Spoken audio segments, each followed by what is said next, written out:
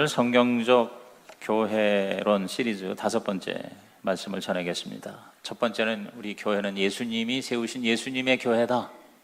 두 번째 말씀은 건강한 교회, 성경적인 교회의 자화상이 뭐냐. 세 번째는 우리 이 신약교회에 세 축이 있는데 그건 마치 컴퓨터의 하드웨어와 같다. 목장이 있고 상공부가 있고 그리고 주일 오늘 같은 예배가 있다 그랬어요. 지난주 네 번째 시리즈는 네 기둥이다. 신약교회, 가정교회 네 기둥은 교회 존재의 목적, 영혼을 구원하고 제자를 세우는 것이고, 두 번째 기둥은 제자 훈련은 교실에서 가르치는 게 아니라 현장에서 보고 배우는 것이다. 세 번째 기둥은 목회자와 평신도가 서로 협력하는 리더십과 사역이 함께 해야 한다. 그리고 마지막 네 번째 기둥은 우리는 남을 군림하는 리더십이 아니라 남을 성공시키는, 남을 섬기는 서번트 리더십, 종의 리더십을 추구해야 된다. 할렐루야. 오늘 5번째 시리즈는 뭐냐? 밥상교제와 영혼구원. 시작. 밥상교제와 영혼구원. 이런 제목입니다. 이 신약교회 가정교회 기초단위는 바로 목장이에요. 목장. 우리 가정에서 작은 교회. 아까 우리 우춘희 원사님이 가정 예배라고 표현을 했는데 그것도 참 굉장히 좋은 얘기인 것 같아요. 가정에서 예배를 드리는, 그래서 가정이 교회가 되고 성전이 되고, 그리고 가정이 바로 하나님의 나라가 되는 이 목장이에요. 목장. 이 목장은 한 10명 안팎의 성도들이 모여서 남자와 여자 같이 모여서 신자와 비신자 같이 모여서 하나님께 가까이 가는 것이죠. 그 목장을 이끄는 리더가 바로 목자, 남자, 여자는 목녀라고도 합니다. 목장에 속해 있는 성도를 목장 식구 혹은 목원이라 이렇게 말합니다. 이 목장 모임에서 가장 중요한 게 뭐냐면 밥상교제, 테이블 펠로우십과 그리고 영혼구원의 열정이에요. 신앙생활의 중심으로서의 식탁. 여러분, 이 목장은 매주 한 번씩 모여서 집을 돌아가면서 모이는 게 원래는요. 목자의 집에서 모이면은 안 돼요. 근데 이제 준비가 안 되면 준비될 때까지 목자의 집에서 모입니다. 저는 지금 우리 원영 목장이기는 저희 집에서 어제 3주차 모였어요. 저녁을 식사를 하고 자녀들과 함께 지난 한 주 동안 감사한 거, 막연한 감사가 아니라 전주에 기도 제목 내놓은 게 기도가 응답된 거를 감사하는 게 최고예요. 그렇죠? 그걸 나누는데 우선 아이들부터 나눠요. 아이들이 오랜 시간 참을 수가 없으니까 먼저 밥을 먹고 난 다음에 찬송 같이 한두 장 부르거나, 아니면 나중에 불러도 되지만, 그래서 어제도 우리 4명의 아이들이 일어나서 벌써 3번째 하니까 잘 되더라고요. 사진 올라갈 수 있나요? 이렇게 아이들이 이렇게 딱 서가지고 4살 먹은, 6살 먹은, 그 다음에 또 하랑이 6살, 그리고 또 용준이 이제 초등학교 3학년, 이런 식으로 일어나서 이제 발표를 하는 거예요. 곧잘 하더라고요. 곧잘. 그러니까 애들은 금방 배워요. 금방 배워. 그러니까 일주일에 한 번씩 모여서 그렇게 찬양을 하고, 그리고 하나님께 감사하는 거. 예? 감사하는 거 보면 또 배꼽을 잡는 것도 있고요. 그 다음에 내가 하나님 앞에 바라는 거, 기도 제목을 나누고, 애들이 너무 어려서 못하면 부모가 나눠주는 거거든요. 그런 다음에 이제 애들은 내보내고 다른 방에서 놀거나, 또 이제 좀 더 애들이 크면 어린이 목장을 해야 돼요. 어린이 목장을, 어린아이가 목자가 되는 겁니다. 그런 다음에 간단히 이제 성경 공부를 하는데, 성경 공부 그것이 중심이 되는 게 아니고 지난주 설교를 그냥 읽는 정도예요. 그리고 주보를 펴서 광고를 읽어주고 목회 서신을 읽습니다. 이거는 목장 모임에만 참석하는 사람들이 있을 거 아니에요. 또는 VIP가 있잖아요. 아직 교회 안 오는 분들, 그분들에게 이 목장이 더 큰 연합체, 즉 우리 이 주일날 모이는 이 연합예배, 이 교회의 일부가 목장이라는 메시지를 전달하는 것이 바로 교회를 위해서 기도하거나 광고를 하거나 그리고 목회 서신을 다시 읽는 겁니다. 그리고 지난주에 기도 제목 그걸 응답한 걸 점검을 해요. 그래서 거기에 대해서 응답된 거. 어제도 보니까 지난주에 기도 제목 내놓은 거에 절반이 응답되더라고요. 그러니까 여러분이 기도를 막연하게 하지 않고 구체적으로 하는 훈련을 하는 거예요. 그래서 이 다음에 과거 10년 전에 여러분 은혜 받은 거를 간증하는 게 아니고 지난주에 은혜 받은 거, 지난주에 하나님의 응답하신 거. 기도 제목도 제일 좋은 건 한 주 안에 기도가 응답될 것을 내놓는 게 제일 좋습니다. 그리고 아무리 길어도 한 달 정도. 물론 우리 부모님 구원 뭐 이런 궁극적인 기도 제목도 같이 내놓지만 가급적이면 한 주 안에, 왜냐하면 다음 주에 또 만날 거니까 이루어질 그런 기도 제목을 내놓는 것이 굉장히 중요해요. 왜냐하면 그게 아주 생생합니다. 그리고 이 목장의 파워가 되는 거예요. 그렇게 같이 나누고, 그리고 교회를 위해서 또 선교지를 위해서, 특히 VIP를 위해서 합심으로 기도한 다음에 주기도문함으로 폐회하는 거예요. 근데 여기서 이제 가장 중요한 게 뭐냐면 식사를 같이 하는 건데, 이 같이 식사하는 이 즐거움, 이 기쁨, 어제도 우리 원영 목장과 시보 목장 네 군데에서 식사 모임, 우리 식사 장면, 음식 이렇게 차려놓은 것만 잠깐 사진을 보겠습니다. 자, 이거 뭐 저건 내가 볼 때 간식인 것 같고요. 이렇게 저건 3조에서 시보 목장 3조에서 된 거고요. 또 그거만 올렸어요. 그 다음에 여러 목장에서 이런 식사한 모임들. 근데 이 식사에 대해서 이제 사람들이, 특히 이제 목자로 섬길 분들이 이제 부담을 많이 갖고, 또 지금 어느 시대인데 집에서 밥을 해 먹고 하느냐, 이런 약간의 비판적인 생각을 가질 수 있습니다. 근데 여러분, 이 가정교회가, 목장교회가 성공하려면 반드시 집에서 음식을 조리해서 식사를 해야 됩니다. 왜냐하면 그것을 하는 과정에 영적인 의미가 있어요. 가치가 있고요. 그리고 진정한 즐거움과 기쁨이 있고 남을 섬기고 대접하는 하나님의 복을 받게 됩니다.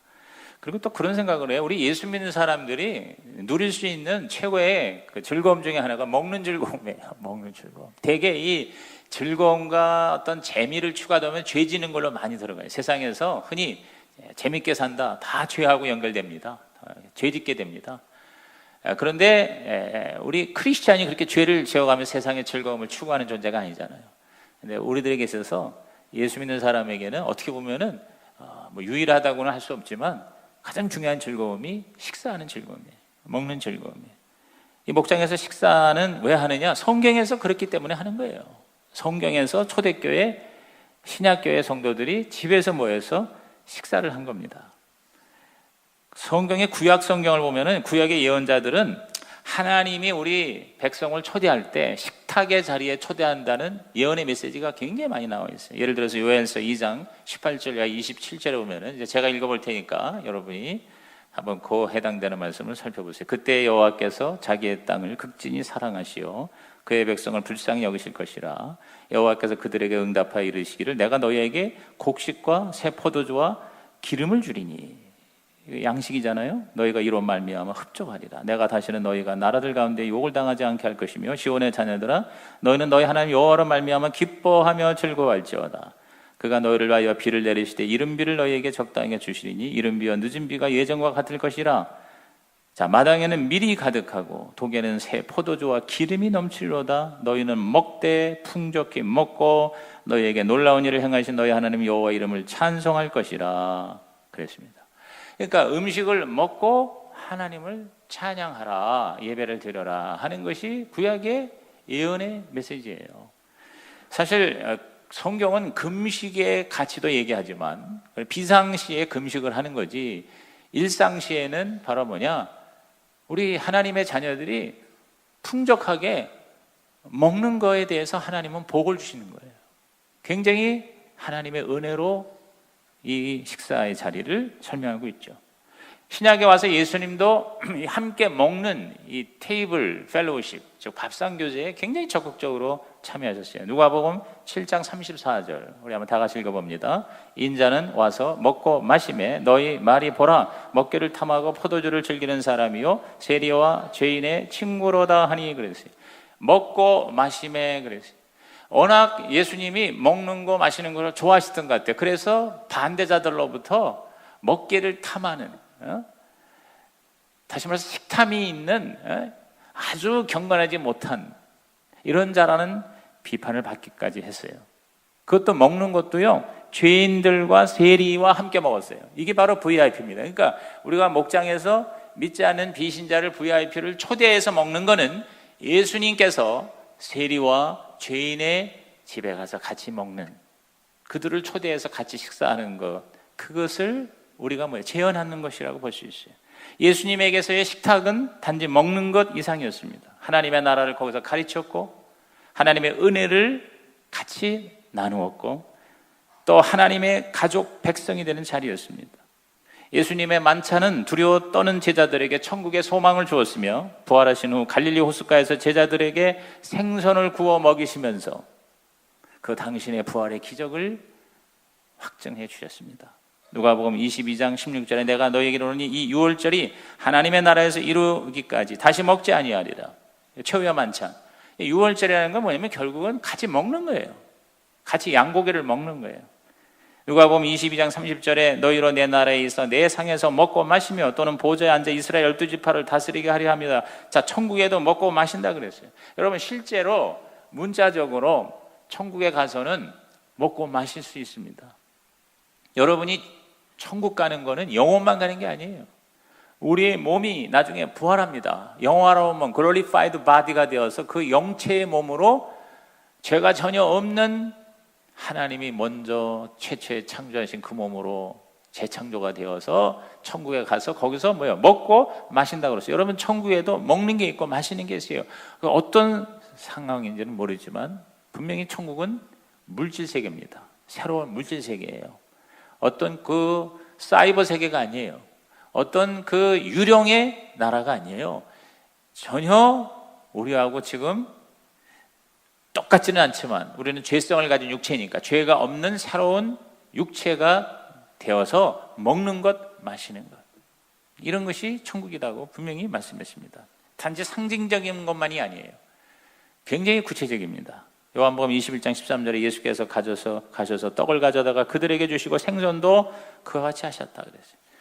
이렇게 신약교회 교인들은 구약의 하나님의 그 식탁의 초청, 신약의 예수님의 그 함께 식사하는 나눔의 자리를 본받아서 집집마다 다니며 음식을 먹음으로 공식적인 예배와 식탁의 교제를 사실상 구분하지 않았습니다. 사도행전 2장 46절 오늘 본문을 다시 한번 큰 소리로 시작. 날마다 마음을 같이하여 성전에 모이기를 힘쓰고 집에서 떡을 떼며 기쁨과 순전한 마음으로 음식을 먹고 그랬어요.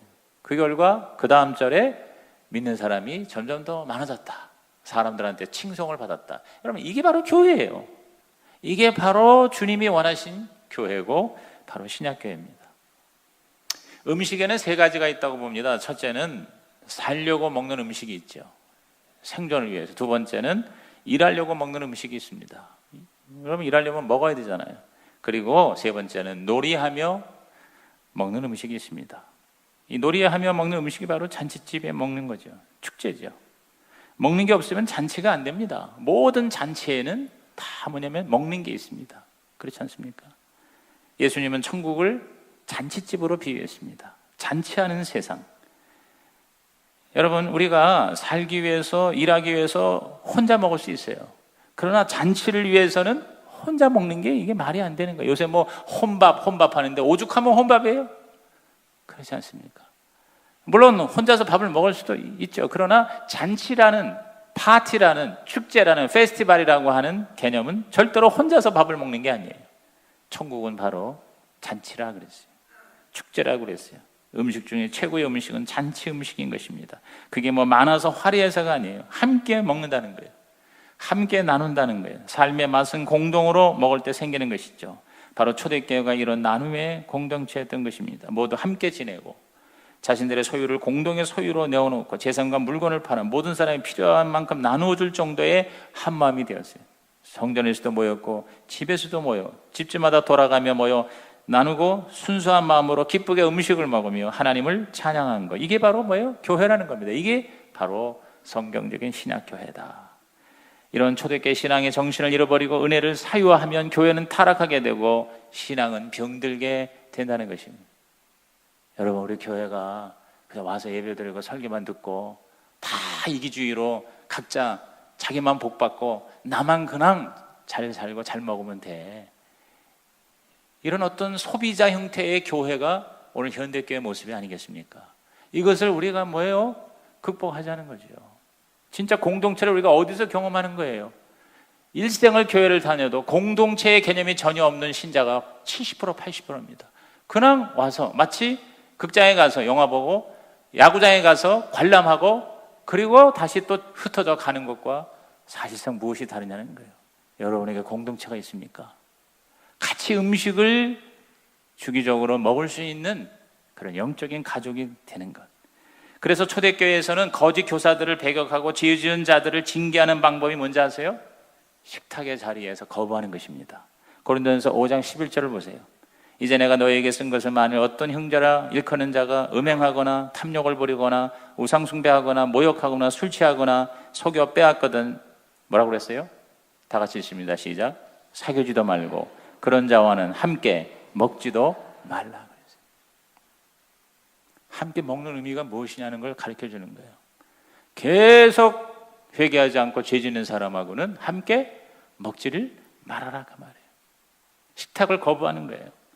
식탁의 교제가 중요했기 때문에 집사 이상 재직들을 임명할 때 초대교회에서는 손님 대접을 잘하는 사람을 선출했습니다. 자기 집을 오픈하고 식사로 섬기는 사람을, 나그네를 대접하는 사람을, 디모데전서 3장 2절에 그러므로 감독은 책망할 것이 없으며 한 아내의 남편이 되며 절제하며 신중하며 단정하며 나그네를 대접하며 가르치기를 잘하며 이런 사람을 세워라, 이렇게 말씀하는 것입니다.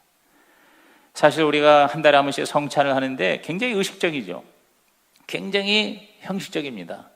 근데 사실은 성찬조차도 단순한 예식이 아니라 하나님의 임재 가운데에서 한 상에 둘러앉아 먹고 마시는 잔치였던 것입니다. 우리 죄를 위해 돌아가신 예수님을 기억하고 우리의 양식이 되시는 주님 없이는 하루도 살 수 없음을 고백하며 그리스도 안에서 한 가족이 되었음을 선포하고 장차 누릴 천국의 기쁨을 미리 맛보는 자리가 뭐예요? 성찬이에요. 그러니까 사실은 성찬을 제대로 하려면요, 이렇게 조그만 잔에서 조그만 떡을 입에다 넣는 정도가 아니라 그냥 떡을 찢어 먹으면서 아주 배가 부를 정도로 풍성하게 우리가 애찬을 하면서 이것이 바로 예수님의 몸입니다 하는 영적인 의미를 부여할 때 그게 바로 성찬이 되는 거예요. 그러니까 성찬은 바로 애찬이고 애찬이 바로 성찬이 될 수가 있다는 것이죠. 여러분, 우리가 깊은 사귐과 친한 관계가 되기 위해서는요, 집으로 초대한다는 것은 굉장한 친밀감을 얘기하는 겁니다. 그렇죠? 요새 딱딱 아파트 문 닫고 있는데 우리가 요리 와서 같이 식사하세요. 쉬운 게 아닙니다. 음식점에서 밥 사주는 거하고는 차원이 달라요. 그리고 같이 천국 밥상을 나누는 거잖아요. 그럴 때 하나님이 뭐예요? 임재하시는 거예요. 여러분, 같이 밥을 먹는데 하나님이 같이 그 자리에 계신다는 거, 이게 얼마나 기가 막힌 하나님의 은혜입니까? 할렐루야. 여러분이 이걸 정말 머릿속으로 이해가 아니라 여러분의 삶 속에서 이것이 체득되어지는 은혜가 있기를 주님의 이름으로 축복합니다. 간식은 손님을 대접하는 거지만 식사는 가족이 되는 거예요. 그렇죠? 목장이 바로 가족이에요. 신약교회가 바로 가정교회인 이유가 여기 있는 것이죠. 갈라디아서 3장 28절에 너희는 유대인이나 헬라인이나 종이나 자유인이나 남자나 여자나 다 그리스도 예수 안에서 하나이니라 그랬어요. 하나이니라. 저는 우리 성수교회 여러분들이 교회 크게 되는 것보다 정말 이 교회 와서 여러분의 진짜 영적인 친구를, 동지를, 가족을 만나시기를 주님의 이름으로 축원합니다. 정말 내가 힘들 때 내 이 문제를 놓고 기도해 줄 수 있는, 같이 울어줄 수 있는 그 사람, 나하고 함께 밥을 먹으면서 내 인생의 고민을 나눌 수 있는 그 사람.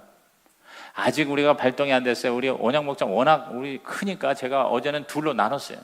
그래서 거실에서는 B그룹, 그 다음에 안방에는 A그룹.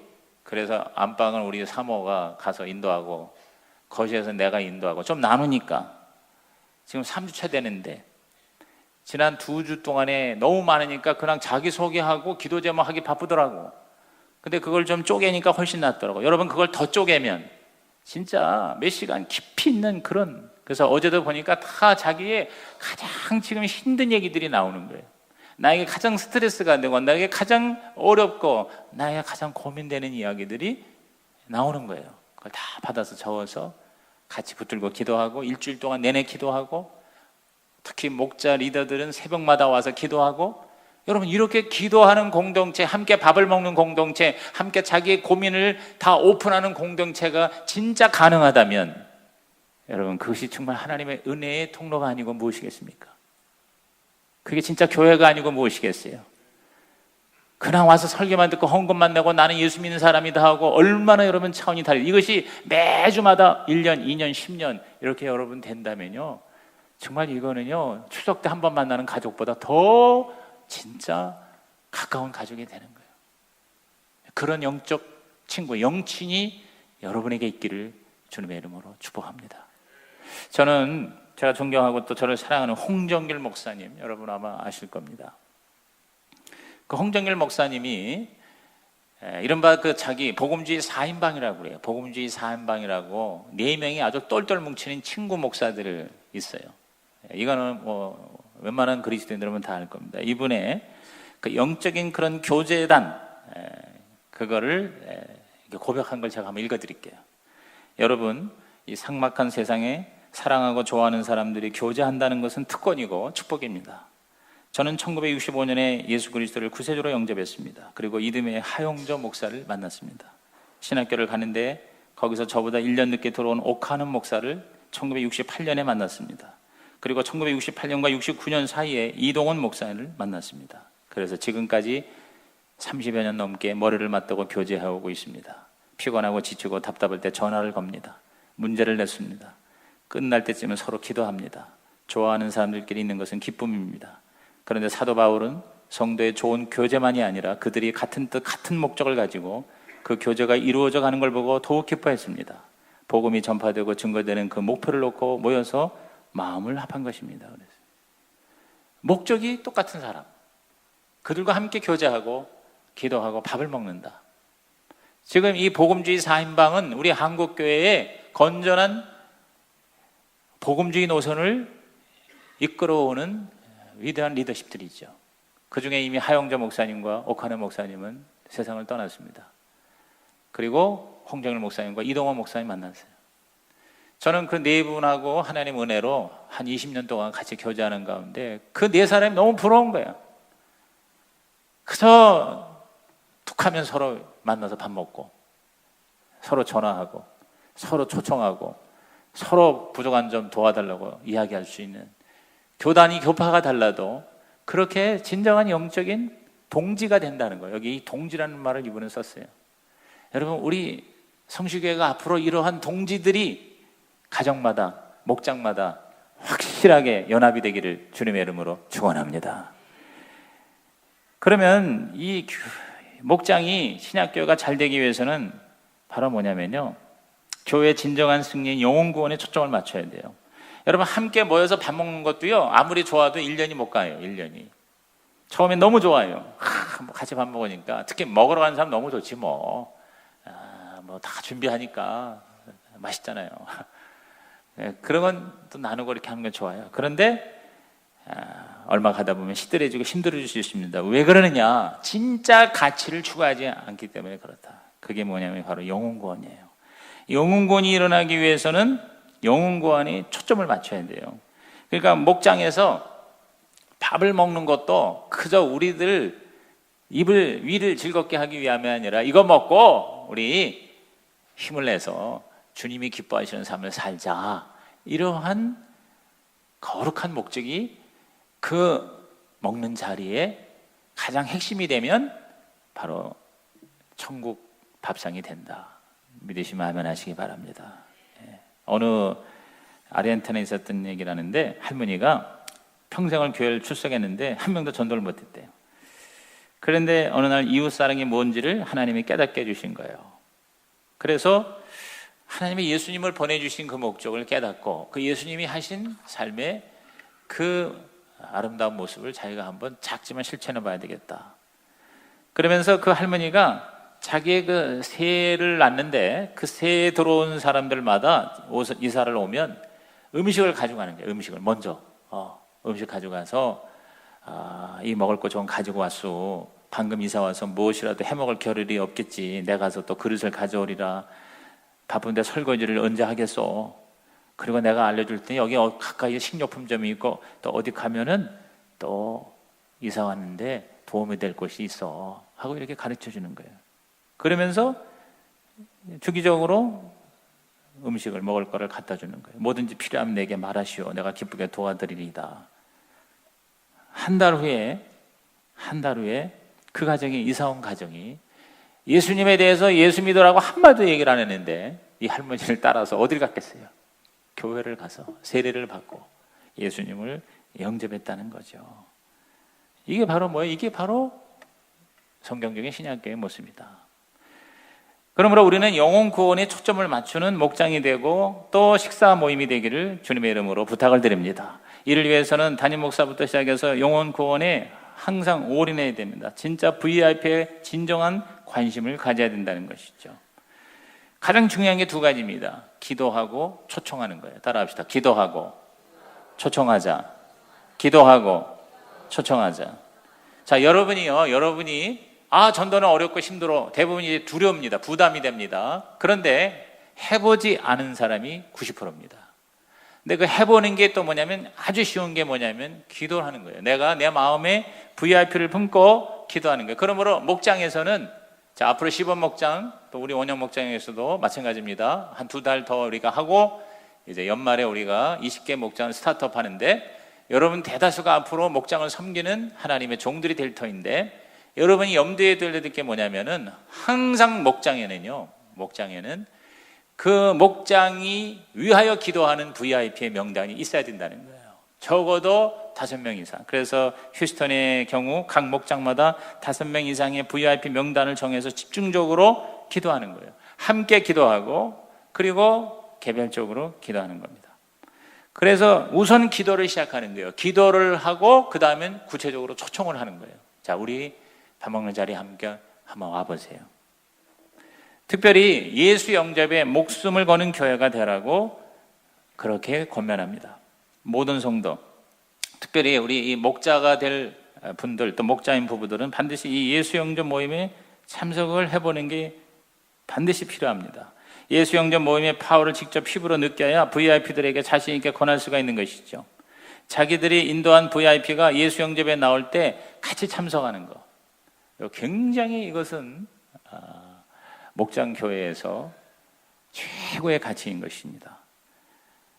목장이 행복한 이유는 밥을 같이 먹어서 행복한 게 아니고요, 내가 기도하고 초청한 그 사람이 나처럼 예수님을 나의 구주와 주님으로 영접하는 그 순간을 눈으로 목격하고 그 감격과 감동이 나를 진짜 행복하게 한다는 것입니다. 이것은 맛보지 않으면 사실상 모른다는 것이죠. 여러분, 영혼 구원은 절대로 쉽게 되지 않습니다. 치열한 영적인 전쟁입니다. 전쟁을 혼자 싸우면 여러분 승리할 수 없어요. 함께 싸워야 되겠죠. 그러니까 이 영혼 구원이 우리가 그냥 외치면서 되는 게 아니라 서로 협력을 해야 돼요.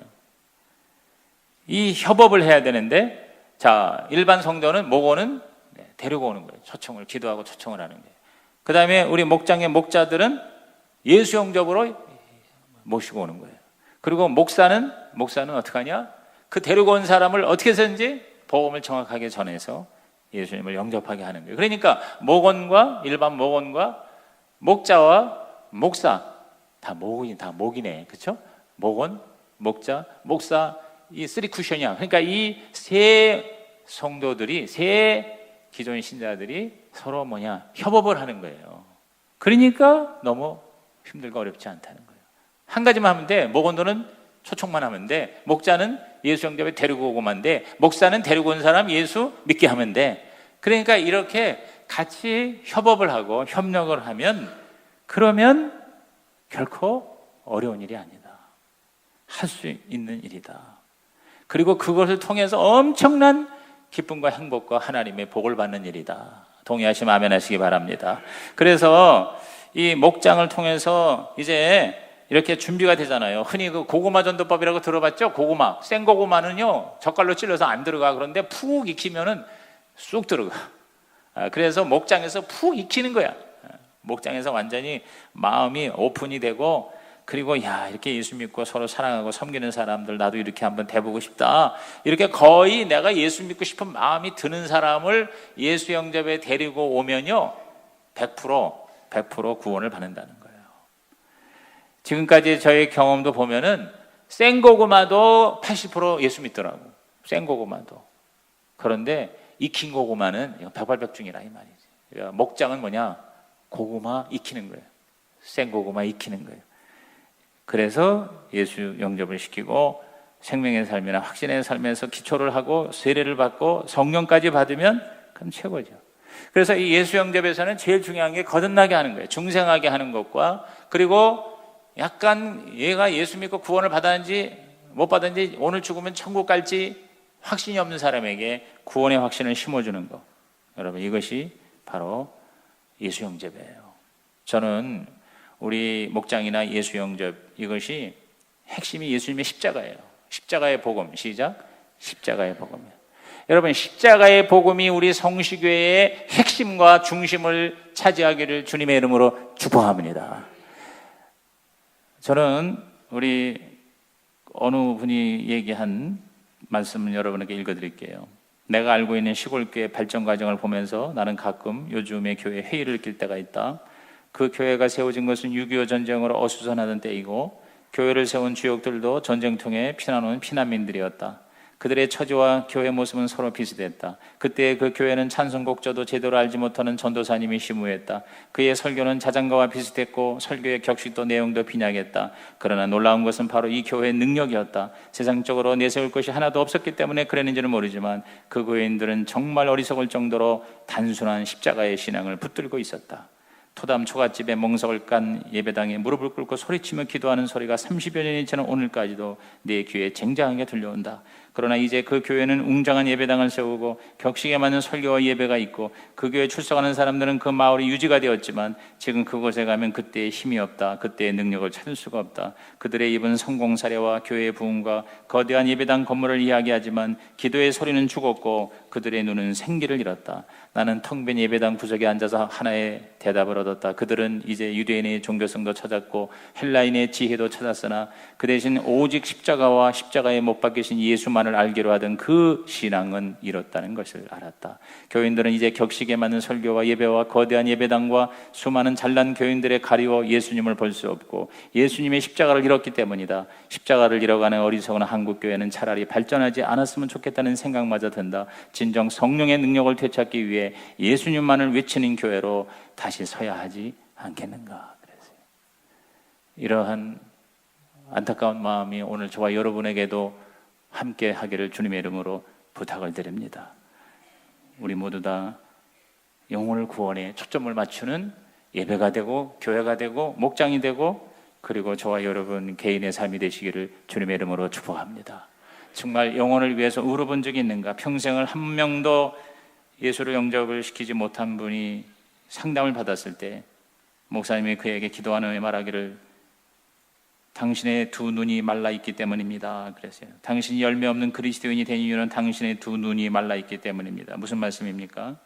정말 영혼에 대해서 울어본 적이 있느냐 이 말이에요. 울면서 씨를 뿌리는 자는 기쁨으로 단을 거둘 터인데, 그래서 이분은 충격을 받고 기도하는 가운데 갑자기 그 마음에 믿지 않은 여동생의 모습이 떠오르고 그 여동생을 생각할 때마다 눈물이 나기 시작하는 거예요.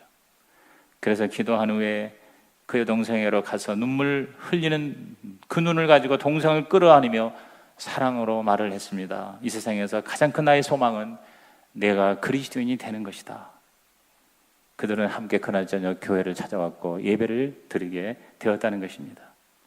여러분, 저와 여러분이 진짜 영혼에 대한 눈물을 흘릴 수 있는 예수님의 제자가 되어 여러분의 가장 사랑하는 사람들이 주님을 만나고 구원을 받고 하나님의 나라의 시민이 되기를 주님의 이름으로 축복합니다.